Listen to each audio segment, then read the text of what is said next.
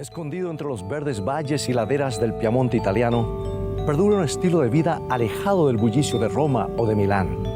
En el noreste de Italia se pueden admirar algunos de los paisajes más hermosos del país. Y cerca de aquí están tres de los montes más altos de Europa, incluyendo el Monte Blanco y el Matterhorn. Los habitantes del Piamonte, que significa pie de la montaña, cultivan sus campos y viñedos como lo hacían sus padres y antepasados. Sus vidas siguen el ritmo de las estaciones. Todavía se aferran a costumbres antiguas.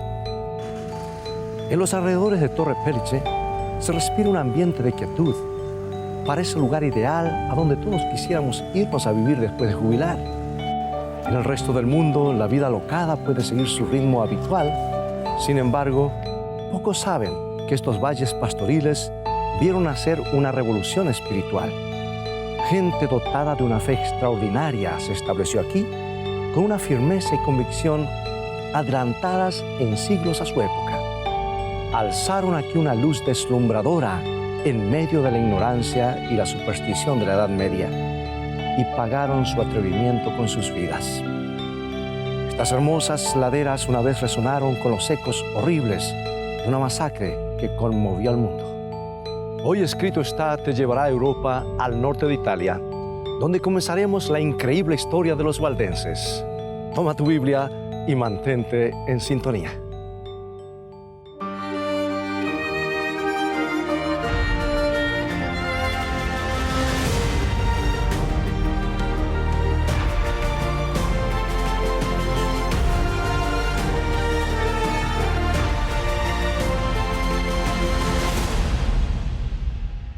¿Cómo llegó a su fin la Edad Oscura? ¿Cómo fue que siglos de superstición y opresión religiosa dieron paso al mundo moderno? ¿Cómo fue reformada la iglesia corrupta medieval? Como respuesta, los historiadores mencionan a hombres como estos, los héroes de la Reforma protestante. En la ciudad de Ginebra, en el Muro de los Reformadores, se honra a hombres como Juan Calvino, Martín Lutero y Ulrico Zwinglio, por redescubrir las grandes verdades del Evangelio que el apóstol Pablo originalmente defendió. Estos creyentes, junto con otros héroes de la fe, causaron una revolución espiritual a principios del siglo XVI. El cristianismo nunca volvería a ser como hasta entonces. Siempre se nos ha enseñado que la Reforma y el Renacimiento hicieron posible el mundo moderno.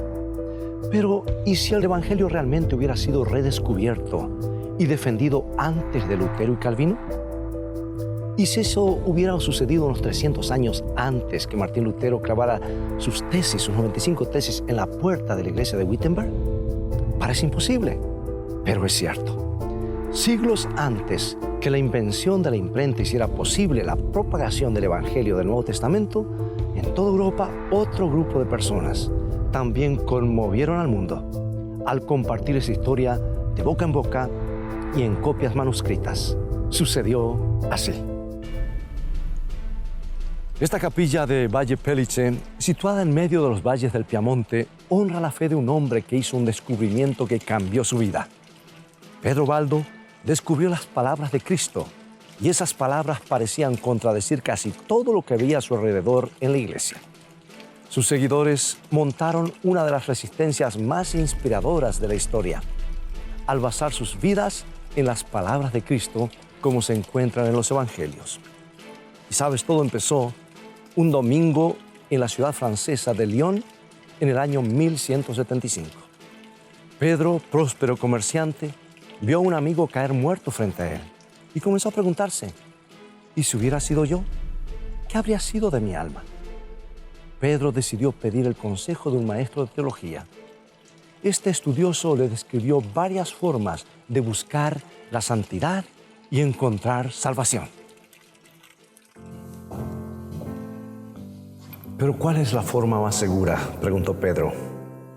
El erudito entonces citó lo que Cristo le dijo al joven rico, registrado en Mateo capítulo 19, versículo 21. Jesús le dijo, si quieres ser perfecto, anda, vende todo lo que tienes y dalo a los pobres, y tendrás tesoro en el cielo, y ven y sígueme. Esas palabras conmovieron el corazón de Pedro Baldo. tenía que responder.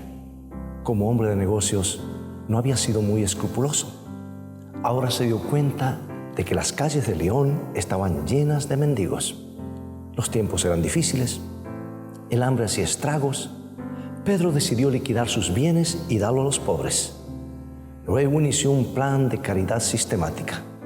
Otros se unieron a su causa y establecieron una sociedad llamada Los Pobres de León. Sin embargo, Pedro no se detuvo allí, siguió leyendo las palabras de Cristo y continuó absorbiendo el Evangelio.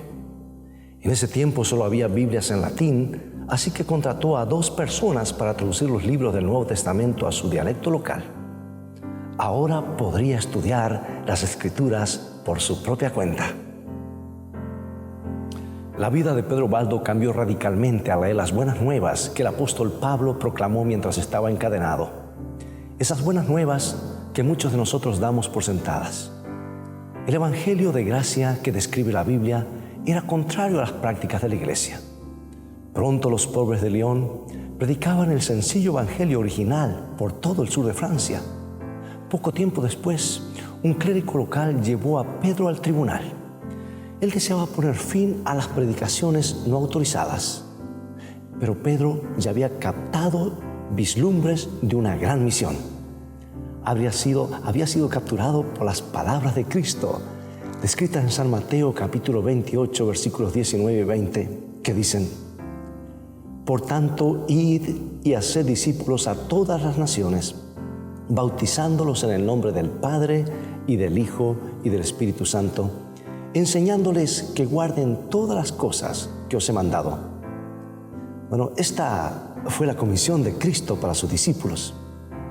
Y Pedro Baldo se había convertido en un verdadero discípulo.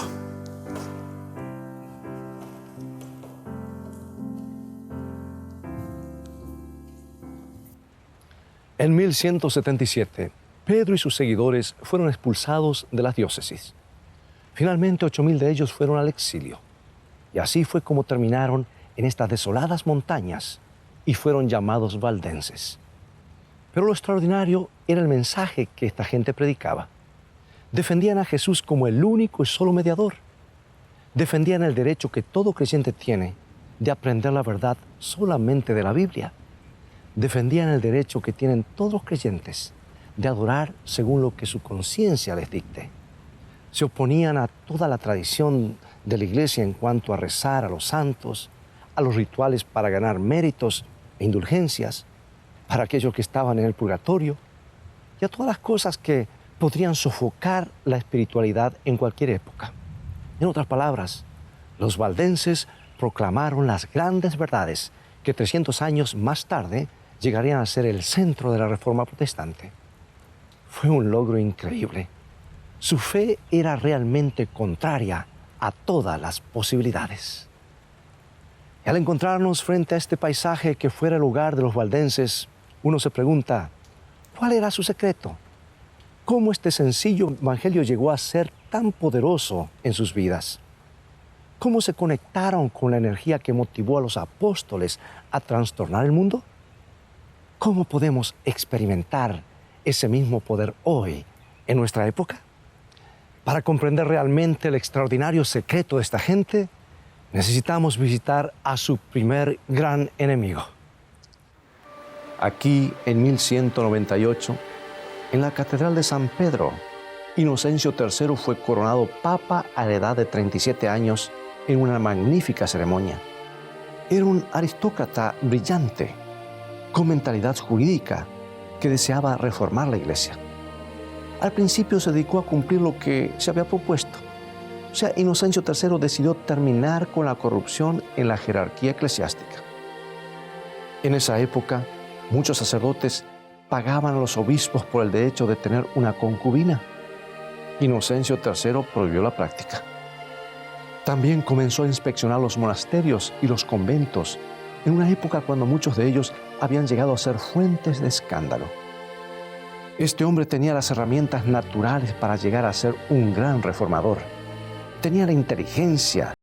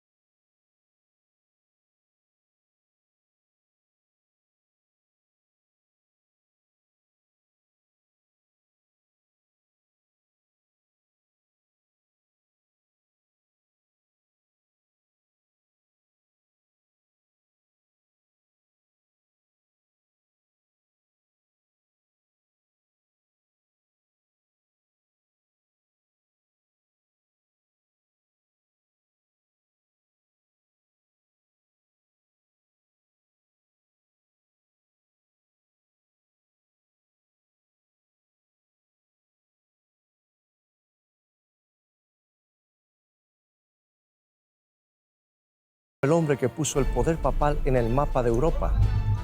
Ningún otro papa excomulgó a tantos monarcas como Inocencio III. La excomunión o entredicho era su arma política favorita. También se lo recuerda por la cruzada contra los albigenses, habitantes del sur de Francia, que tenían la extraña creencia de que Dios y el diablo combatían en términos similares. La campaña de Inocencio contra la herejía se convirtió en uno de los crímenes más sangrientos de la historia de la Iglesia. Se lo conoce también como el Papa de la desastrosa Cuarta Cruzada. Él envió soldados cristianos para liberar a Jerusalén del control sarraceno, que terminó en el asesinato de otros cristianos en Constantinopla. La ciudad quedó casi totalmente destruida. Por último, a Inocencio III se lo recuerda como el padre de la Inquisición. Dio a los monjes dominicos la tarea de erradicar a la herejía por medio de cualquier medio necesario. El hombre que una vez gobernó aquí en el Vaticano dejó un legado que preocupa profundamente a protestantes y católicos. Es un legado que incluye la persecución de los valdenses. Comenzó en el Cuarto Concilio de Letrán, en Roma, en el año 1215, que fue cuando Inocencio III condenó oficialmente a los valdenses.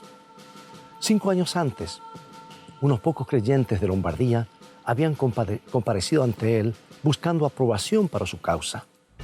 Y al Papa le desagradó su aspecto andrajoso, pero lo que más le disgustaba era lo que él llamó esa manía de predicar que tienen varios de ustedes. Y así, por desgracia, los valdenses fueron capturados en la cruzada sangrienta de Inocencio III contra los herejes, lo que llegó a ser un reino de terror en el sur de Francia. En solo una ciudad, en un lugar llamado Béziers, 7,000 personas acudieron a la iglesia de Santa Magdalena. Estaban aterrorizados por el derramamiento de sangre que veían a su alrededor. Pero la iglesia no fue refugio eficaz. De todos modos, los 7,000 fueron asesinados. La sangrienta cruzada de Inocencio III y su Inquisición fue lo primero que trajo a los valdenses a estas montañas. Tenían que encontrar un lugar de refugio. Tenían que encontrar un lugar donde su fe se mantuviera viva. Y aquí afrontamos una de las grandes ironías de la historia. Pedro Baldo deseaba ser reformador e Inocencio III también quería ser un reformador. Es más, ambos pensaban que estaban siguiendo las enseñanzas de Cristo. Pedro Baldo, por un lado, era un hombre caritativo y virtuoso. Inocencio III se lo consideraba en esos días como uno de los papas más virtuosos. Hubo varios antes y después de él que fueron muchos más corruptos. Sin embargo, uno de ellos se sintió obligado a destruir a los seguidores del otro.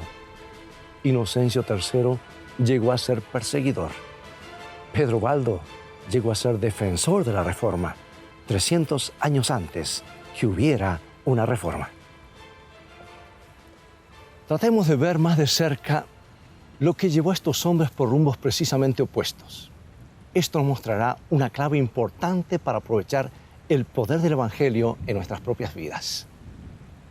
Esto, por ejemplo, es parte del legado de Pedro Baldo. Se lo conoce como el Colegio di Barba.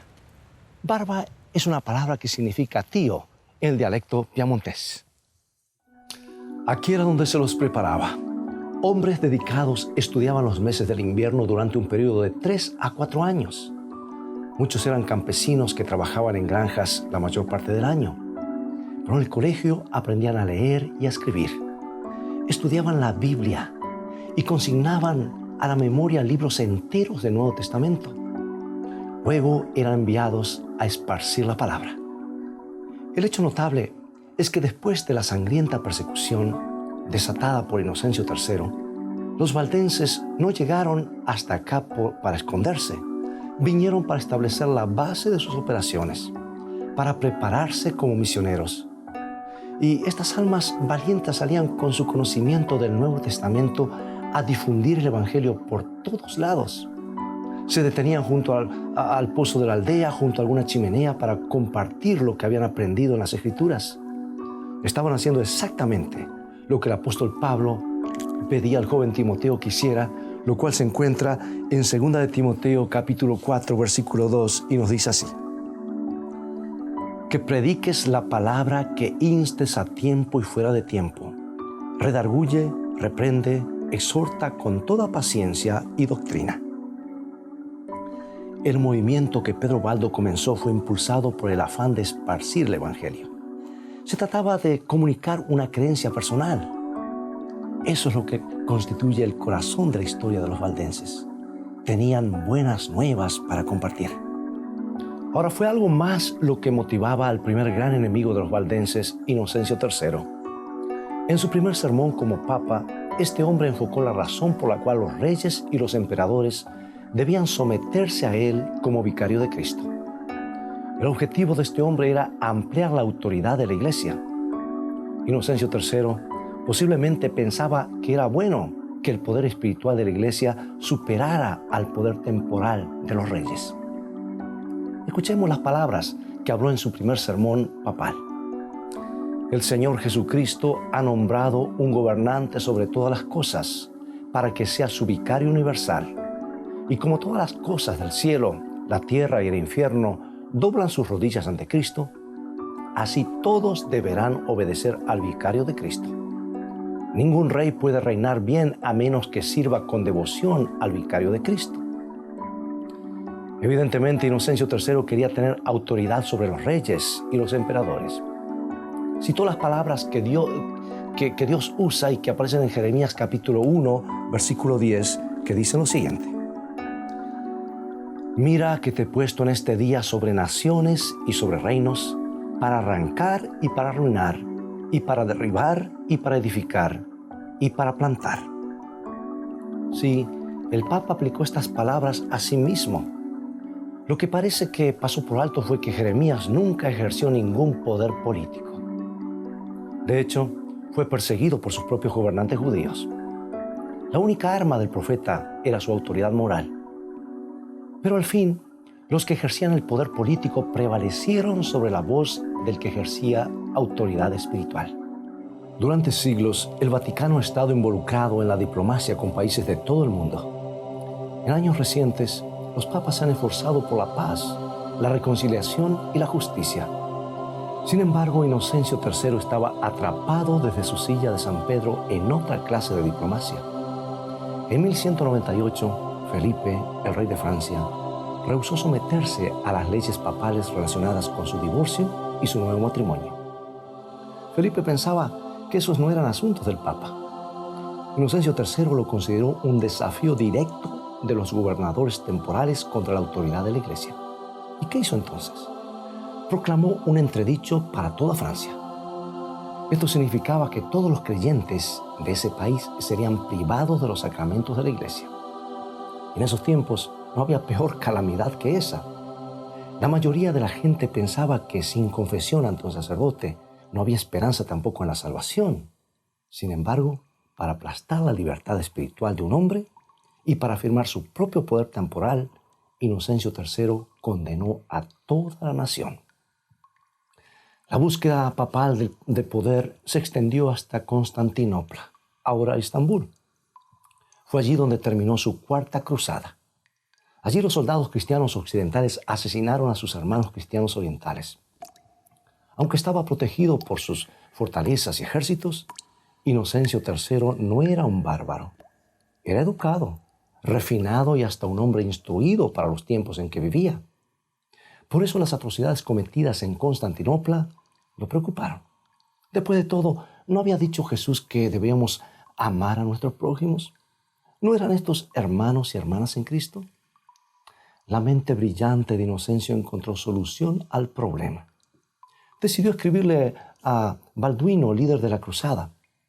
¿Podemos aplicar el término prójimo a estos cismáticos que rechazaron el amor de sus hermanos? En otras palabras, los que tenían diferentes opiniones doctrinales realmente no podían considerarse como prójimos. De modo que Inocencio agradeció a Balduino por ser el instrumento de la justicia de Dios. Los sencillos predicadores rurales valdenses no tenían la capacidad de redefinir la palabra prójimo. Se quedaron, pues, con las simples enseñanzas del Nuevo Testamento. Esto los llevó a considerar a todos como sus prójimos. Después de todo, cuando uno tiene buenas nuevas para compartir, todos son nuestros prójimos, ¿no es cierto? Y cuando nuestro objetivo principal es esparcir la gracia, las barreras artificiales tienden a desaparecer. ¿Qué estaban haciendo los valdenses en 1198? Estaban esparciendo las buenas nuevas. La población de este tiempo era bastante ignorante en cuanto a los asuntos religiosos. Inclinaban sus cabezas ante los dogmas que la iglesia les decretaba. No tenían idea del significado de la encarnación y la redención. Los valdenses sentían la responsabilidad de enseñar a la gente en forma clara. Compartían textos como estos de Tito 2:11, porque la gracia de Dios se ha manifestado para salvación a todos los hombres. O tal vez de 2 de Pedro 3:9, el Señor es paciente para con nosotros, no queriendo que ninguno perezca, sino que todos procedan al arrepentimiento. El Evangelio del Nuevo Testamento no pretende excluir a nadie. No se trata de presentar requisitos difíciles para entrar al cielo. Se trata de enseñar acerca de Jesús, que derramó su sangre, sudor y lágrimas para dar a todos la oportunidad de arrepentirse. Eso fue lo que motivó a los valdenses a llevar la palabra desde estos valles alpinos a todos los que estuvieran dispuestos a escuchar. Estaban muy ocupados compartiendo las buenas nuevas como para preocuparse de ejercer autoridad sobre los reyes. Dos reformadores, Pedro Baldo e Inocencio III. Dos legados completamente diferentes. Los descubrimientos de Pedro Baldo se convirtieron en un movimiento que iluminó mucho de Europa con el Evangelio. Inocencio III se desvió. Quería que los reyes reconocieran su posición en esta ciudad. Quería reinar con poder supremo y terminó manchando sus manos con la sangre de millares. ¿Qué fue lo que hizo la diferencia? La clase de poder que cada hombre persiguió. Y esta pregunta es importante para cada uno de nosotros hoy. ¿Qué clase de poder estamos persiguiendo? ¿Qué es lo que nos impulsa? Si constantemente nos sentimos motivados a adquirir más, a conquistar más, nunca tendremos suficiente. Si estamos atrapados en la construcción de una fortaleza propia, protegiendo nuestra posición, nunca estaremos realmente seguros. En cambio, necesitamos aprovechar otra clase de poder, el poder del Evangelio del Nuevo Testamento. ¿Y cómo podemos hacer esto en forma efectiva? Pues compartiéndolo. Esto es lo que los valdenses demostraron. El Evangelio se absorbe mejor cuando de alguna forma lo comunicamos. Nos aferramos más de la fe cuando la compartimos. Experimentamos la gracia al esparcirla. Así es como el Evangelio de Jesús, el Evangelio de Pedro y que Pablo también proclamaron, pudo cambiar nuestro mundo. Así es como podemos redescubrir su energía original. Necesitamos algo que podamos dar a los demás, una fe que podamos transmitir a nuestras familias. ¿Tienes una fe que se puede transferir hoy? ¿Tienes buenas nuevas para compartir? ¿Tienes algo para comunicar a tu prójimo? Te invito a redescubrir el Evangelio del Nuevo Testamento, a echar un vistazo a la forma como la gracia puede llenar tu vida y cambiarla. Te invito a venir a Jesús, a abrir tu corazón al Evangelio y permitir que te transforme para que su amor y su gracia fluyan hacia los demás. Te invito a compartir esa gracia hoy con las personas que te rodean. Por favor, no dejes que otras actividades o clases de poder te distraigan. No aceptes extravíos. Sigue el camino donde la gente comparte la vida eterna. Viaja por el camino pavimentado de la gracia. ¿Te gustaría decir hoy, Señor, hay solo una cosa que importa en mi vida, conocerte y compartir tu amor con la gente que me rodea? ¿Te gustaría hacer eso mientras oramos? Querido Padre, te agradecemos por estos héroes de la fe que fueron antes de nosotros. Te agradecemos por su valor y su testimonio. Queremos seguir sus pasos y beneficiarnos con su legado. Por favor, ayuda a cada uno de nosotros a apropiarnos del Evangelio de Cristo hoy. Ayúdanos a conocer la gracia y ayudar a que otros también las reciban. Que las buenas nuevas resuenen en nuestros corazones mientras tratamos de expresarlas en alguna forma a nuestros familiares, amigos y vecinos. Te lo pedimos en el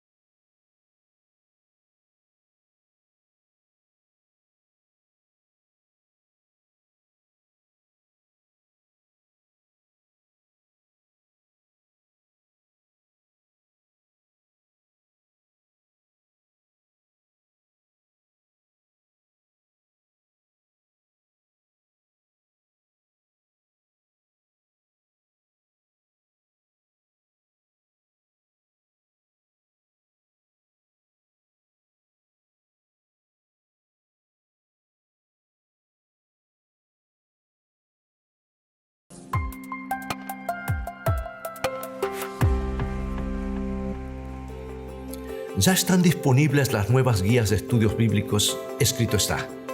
Un conjunto de 25 lecciones que abarcan las principales doctrinas bíblicas.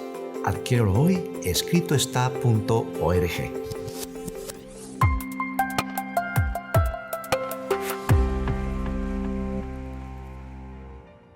Espero que hayas sido inspirado por la historia de Pedro Baldo y el comienzo del movimiento de los valdenses.